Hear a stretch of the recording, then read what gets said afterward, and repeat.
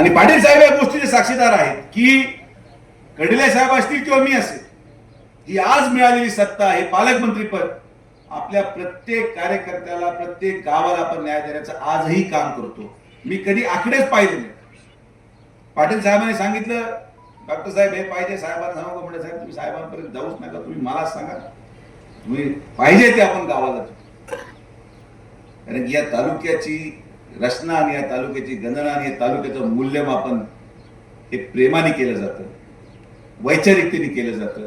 आणि तेच नाव आणि तीच प्रथा आपल्याला यापुढे देखील कायम ठेवायची आहे. अक्षय एकदा 4 मेला आमदार झाल्यावर या मतदारसंघाच्या प्रत्येक कामाची जबाबदारी, रस्त्याची जबाबदारी, ट्रान्सफॉर्मरची जबाबदारी, पाण्याची जबाबदारी ही डॉक्टर सुजय विखे पाटलाची राहणार. हा शब्द मी तुम्हाला या कार्यक्रमाच्या निमित्ताने देतो. मला विश्वास आहे की शेवटी आज मिळालेली ही सत्ता राज्यामध्ये, केंद्रामध्ये, जिल्ह्यामध्ये या सत्तेचा उपभोग तुम्ही करून घ्या.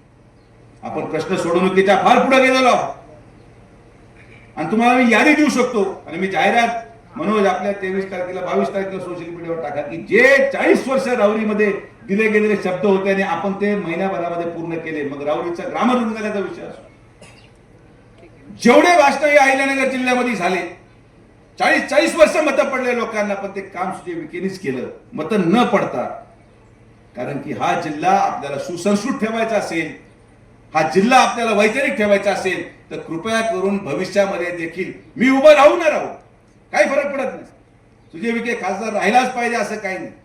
आज तुम्ही विद्यमान खासदाराला इथं बोलवून एवढी गर्दी दाखवायची एवढी एका माझी खासदारासाठी आली. कारण की लोक हे प्रेमाने कमवावे लागतात. पदाचं मूल्य आणि मूल्यमापन, आणि मी पदासाठी भुकेलेला नाही. मी उभं राहू न राहू माझी इच्छा पूर्ण झाली, माझी हौसही पूर्ण झाली.